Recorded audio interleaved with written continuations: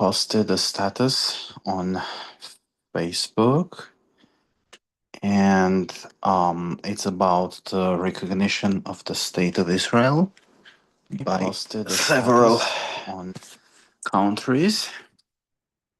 A friend of mine responded to my status, so I'll read the status first and then our interaction. I'm well, you'll understand who is pro what, okay? And the discourse is kind of interesting, his arguments versus my arguments, and I'm curious to know what others think when you see this exchange. What, I'm like, I, am I don't know, stupid or I don't see some things? Try to explain things to me, okay? Because I'm keeping my mind open and critical, open to also some criticism and some other ideas. Let's go. First, the status. Recognizing a state which holds hostages from a neighboring country and uses the language of threats and blackmail, openly stating that its highest objective is to destroy its neighbor. What a decadence. A two-state solution is the best way forward, if both states are interested in peaceful coexistence, freedom, and democracy. As of today, these two entities represent two civilizational models. One welcomes diversity and has women, LGBT people, ethnic minorities involved into its socio-political life. The other civilizational model is about religious conservatism and fundamentalism, in which LGBT people, atheists, ethnic minorities, and from specific countries are executed, marginalized, persecuted, and silenced. As of today, several leftist and democratic governments support and directly contribute to the creation of yet another Pakistan, Afghanistan, Iran, or Russia, a country which dreams of killing the infidels and spreading its religious and political propaganda on everyone.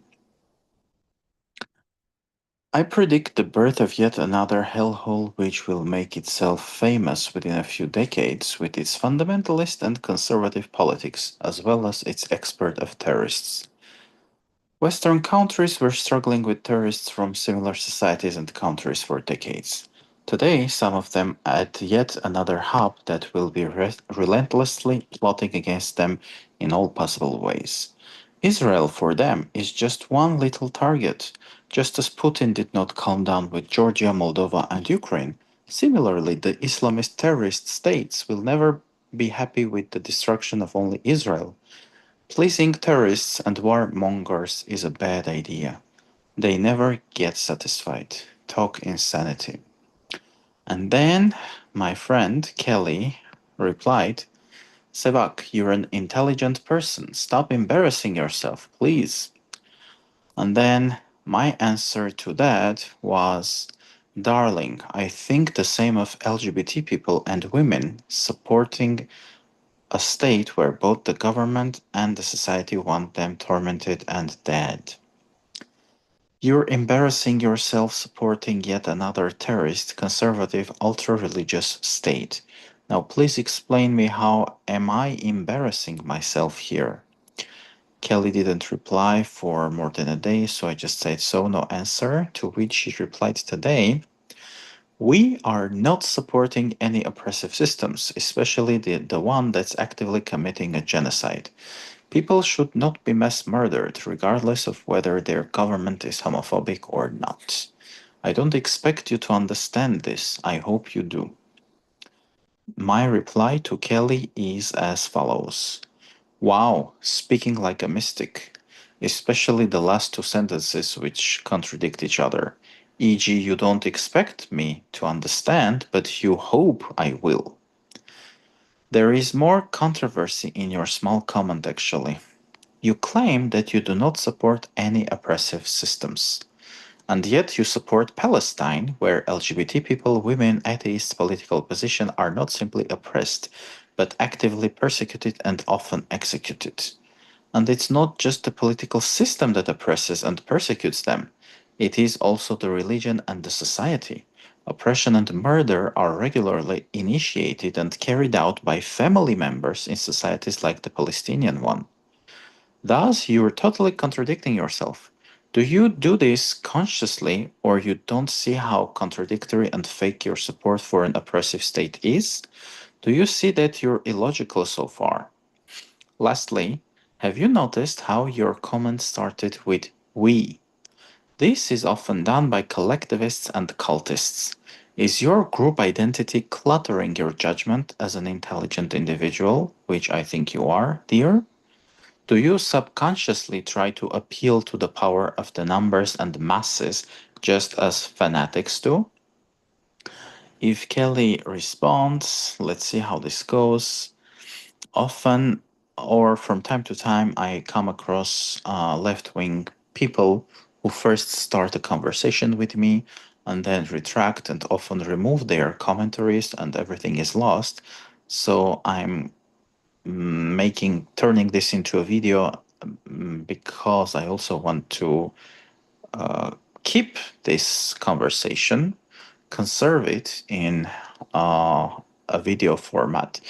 And I hope this opens up some conversation. Like, whether you are pro Israel or pro Palestine, I encourage you to leave your comments under this video and let me know who you think is more convincing in this conversation and why. Let's treat this as a debate. And I'm just curious, like, I don't logically understand the stance of Kelly and similar left wing people who are LGBT, women, atheists, pro freedom, but who support a religious conservative state, which is, disrespecting them, oppressing them, and murdering them. And it's not just the state, it's also the religion and the culture of similar societies. I don't understand this. For me, it is like empowering your own executioner, like giving more weapons and financing people who are going to execute you, people who hate you. And I totally don't get it. Am I wrong?